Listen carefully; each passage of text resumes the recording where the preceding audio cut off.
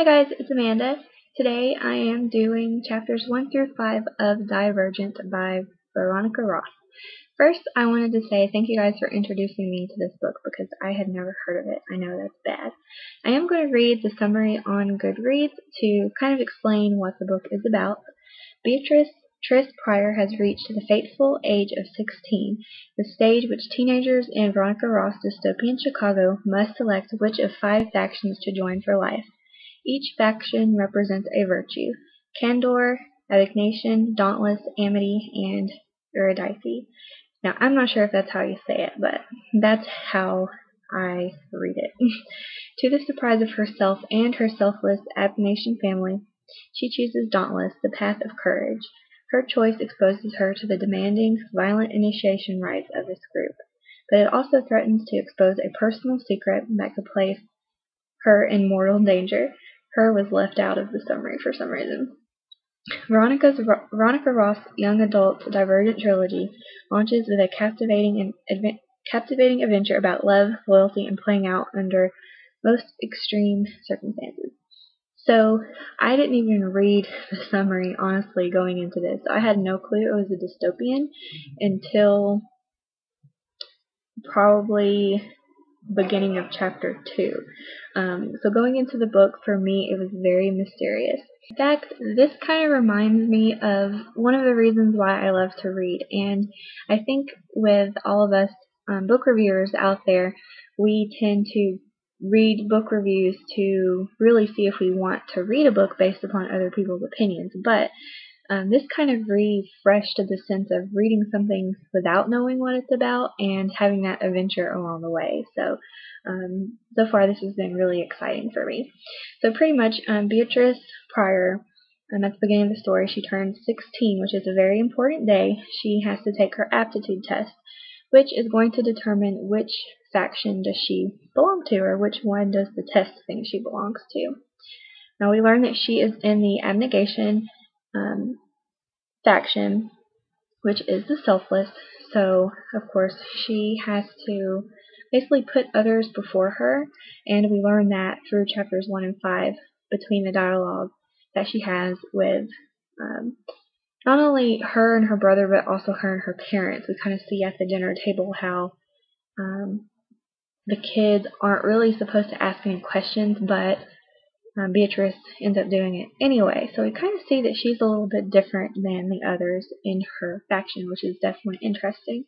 And we meet Caleb, who is said by Beatrice to have inherited his mother's selflessness because he gives up a seat to a Candor man. Now, we do learn what each faction represents. I'll run through that really quick. Most of you already probably know, hopefully, if you're reading this book along with us. Of course, abnegation being the selfless, erudite, I can't really say it seriously, which is the intelligent, dauntless, the brave, amity, the peaceful, and candor, the honest. So we learn about it taking place in Chicago because Veronica mentions the Sears Tower and how Beatrice sees that on her way to school. And we also learn about the factions kind of through passing. And reading this, I really didn't know what to expect with these factions. We do meet the Dauntless while Beatrice is watching them at school. They basically jump off of a moving train to show their bravery, and they're tattooed and pierced, so they sound very dangerous and very intriguing. And we notice that Beatrice is also intrigued because she says that she watches them, but she kind of thinks to herself, what's the point in watching them? So they basically go to the aptitude test, which is at their school. They have a half day where they go to the school and have regular classes for the first half, and in the second half they take their aptitude test. Now the aptitude test is something that they're not allowed to talk about with anyone as far as their results go. We meet Tori, who is the administrator of Beatrice's test, and Tori is actually from the Dauntless, I believe. Yes. basically the administrators have to be someone from a different faction than the person being tested, just I guess to make it fair and make sure there's no cheating. So basically Beatrice drinks a liquid. It induces her into sort of a simulation, is basically what it is described as. I think of it kind of like a dream, sort of, in a way. That's kind of what I thought maybe the experience would be like, is like a dream, like being in a coma in a way and dreaming. So basically the test, with it being a simulation, there are certain decisions that you have to make. For example, choose a piece of cheese or choose a knife. Which one do you choose?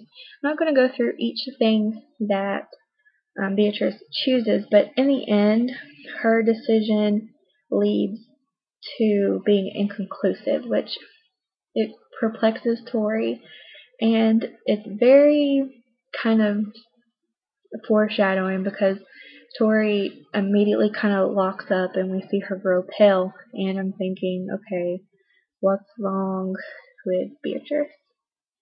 So we learn that Beatrice has equal aptitude for 3 different factions, which is Abnegation, Dauntless, and the Eurydice. Tori basically says, because you're inconclusive, this means you're divergent. She says Divergent is dangerous and not to tell anybody. So I'm thinking, what the heck is Divergent? What does this mean? Obviously it's bad because Tori wouldn't say that it's dangerous, but then on the same side I'm thinking, who is Tori, in a way? Like, I'm kind of questioning Tori's motives. Like, can she be trusted, basically? So the test is basically just a notion, in a way. You still get a choice, so there is a choosing ceremony, and Beatrice basically is not sure what she wants to do. She really wants to tell Caleb, she wants to tell her parents, she wants to find out what Divergent is, but she can't, basically because she's afraid, and also because in Abnegation, you basically don't really ask questions to your parents. You pretty much sit down and shut up, which is displayed at the dinner table. But, again, we see that Beatrice isn't really normal because she does ask some questions, so she does have some fire in her. Now, something that I thought was very interesting is Beatrice's father ends up talking about the Eurydice. I know I'm still butchering their name, but he talks about them having antagonized the people of the Abnegation sector. Now, we don't really know too much about that at this point, but we kind of feel like there's some tension brewing there, and we learn about the factionless. Beatrice encounters a factionless. Now, factionless, of course, basically a person who does not have a faction, and they're kind of perceived as homeless. They don't have a place in this society because, of course, this society is based upon finding which faction do you belong in, which personality do you fit in with, and the factionless are ones that failed basically their initiation. So that's mentioned as well. So I just wanted to throw that in there because I think it's very important to recognize that there are also people who don't have a faction and they're kind of considered outcasts. So back to the choosing ceremony.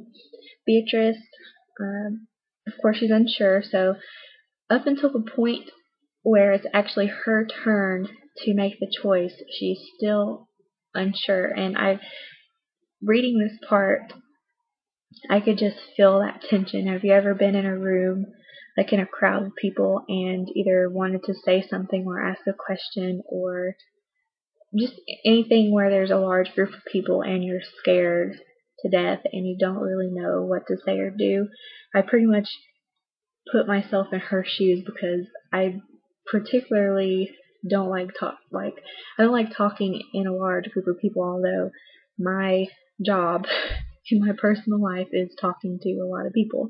So it's kind of I can feel that feeling she has reading this part where Beatrice has to make her decision. So Caleb ends up going to the erudite. No, I'm still saying it wrong probably, which is a surprise because usually people in abnegation stay with abnegation. Abnegation. I need to think of nicknames for these things because I'm going to keep messing them up. Anyways, the last person to switch was Marcus's son. We hear about him through chapters 1 through 5, but again, it's kind of mysterious. We don't really know the ins and outs of that situation, but we know that switching factions is not really looked highly upon, especially for abnegation. So anyways, big spoiler alerts here. Hopefully you guys are reading this along with us because I really am enjoying this. So hopefully this isn't a spoiler, but just in case you haven't read it, here's your spoiler alert. Yeah, that's the best I can do. So Beatrice chooses the Dauntless, and I really loved the end of chapter 5. She says, "I am selfish, I am brave." And I don't know, just it was powerful to me because here she is in this faction where she is meant to be powerless. She is just supposed to do what everyone else does, and she ends up choosing something completely opposite of what she was raised to be. And I really feel like she dug down deep into her own personality to find, who am I really? We can just kind of see that with the way she talks about, the child in me would choose to be with abnegation for my family, but is that really who I am? So it's really a big question of who is Beatrice and what is she going to be for the rest of her life. So I've really enjoyed the beginning of this book. I did have some discussion questions for you guys I hope that you might participate in with me. Basically, they're just 3 quick ones, not like a huge thing. I'm pulling them up here. The first one is, which faction would you have chosen? I did a personality test. There's one of these personality tests for this book that you can do online. I'll link it down here if you guys want to do it. And mine ended up being the erudite. I think I said it right that time. And that pretty much does describe me. I mean, I love to read, obviously, and I'm just a big knowledge junkie. So that would be what that test says that I would belong into, and I don't really know what my choice would be, honestly. I think Amity sounds kind of more like what I would do just because they're described as being very peaceful, and I don't like not being peaceful. So I don't know, I'm kind of torn. Dauntless sounds terrifying, and abnegation sounds absolutely boring and ridiculous and totally not like me personally.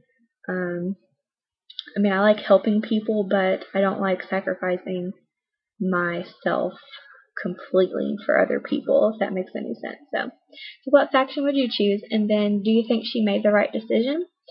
That's the other question. I don't know, I kind of feel like she had to make that decision. She doesn't really fit in, honestly. I mean, she could have chose abnegation still, but that would have been kind of boring. So I'm glad she chose Dauntless. I want to see where it goes from here. And then the third question I wanted to ask you guys is, what do you think of the world that Veronica Roth has introduced to us? I think it's very interesting. It seems definitely dystopian. I love dystopians recently. I want to learn more about the world, and I feel some political notions kind of brewing between these factions. There's a part. Okay, so I see some political undertones brewing here. I can't really tell you what page this is in the book, but it's page 27 on the ebook. Basically, Marcus, which is Beatrice's father's co-worker, is a political leader. Well, Beatrice's father is also a political leader, and we're told that the city is ruled by a council of 50 people composed entirely of representatives from abnegation, because their faction is regarded as incorruptible due to our commitment to selflessness.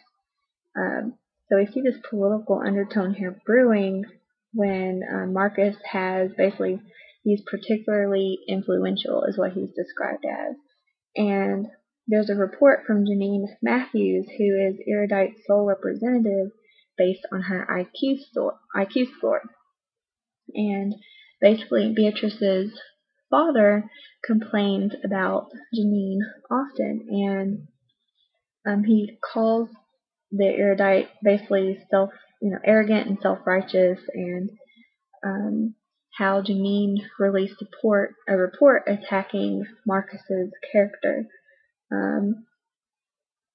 and basically saying that Marcus is violent and cruel towards his son, and that's the reason why Marcus's son chose Dauntless instead of abnegation. So of course there's this whole bit here. I'm not going to read the whole thing because you probably have read it, but we see this political brewing here between these two factions, so I found that really interesting as well. So I'm pretty much dwelled into this world that Veronica Roth has created. So if you guys want to answer those 3 discussion questions, I posted them on the blog just in case. I'll post them down here as well. Which faction would you have chosen? Do you think she made the right decision?